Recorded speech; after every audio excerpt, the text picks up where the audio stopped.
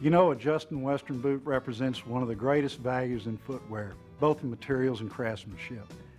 There can be up to 16 square feet of leather in a pair of boots and up to 130 steps in the making of a single pair. Let's take a few moments and visit one of our U.S. factories to see our master craftsmen at work. Skilled workmanship, quality materials, and immense pride. Three things that go into every pair of Justin boots that help make them the most sought-after boots in the world. Consider the labor that goes into making a pair of boots. More than 100 steps are required to produce just one pair. Over the next few minutes, you'll get a feel for what it takes to make a pair of Justin boots. So let's get started with the raw materials. That means natural leathers. And not just a yard or two, we're talking up to 16 square feet. Now you begin to see what an incredible value these boots really are. Once the pieces are cut, a craftsman begins by cementing the piping to the tops of the boots, then cements the inside lining to the outside leather tops. This holds the parts in place while another skilled craftsman stitches and trims the excess leather lining. Can you imagine top stitching by hand? That's how it was done in the old days. Thankfully, today's technology allows us to stitch complex patterns quickly, efficiently, and consistently using computer stitchers like this one. From here, the hard counter is stitched to the back quarter. Once the vamp lining is sewn to the top, the vamp, or the front part of the boot, is stitched to the front quarter of the boot. Next, the front and back parts of the boot are sewn together.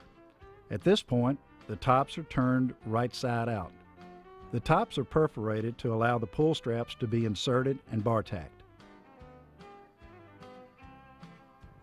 Now that the uppers are complete, the process of shaping the boot into its final three-dimensional form begins.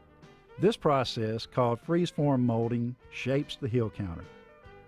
To start the lasting process, a leather insole nailed to a polyethylene last is placed inside the boot upper. Watch closely and you'll see the definition of the word skills. This bootmaker shapes the boot over the last using nails to hold and form the leather.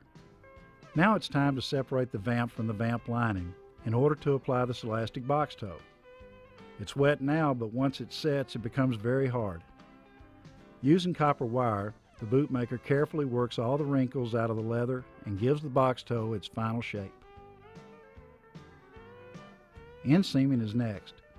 The sole welt provides us with the medium needed in order to attach the outsole. This type of construction also allows for resoling the boot. After the insole nails are taken out, the excess leather is trimmed and the bottom of the boot is prepared for the metal shank. This gives Justin boot wearers added arch support. Next, the outsoles are heated to activate the adhesives, and a special sole press machine bonds the outsoles to the bottom of the boots.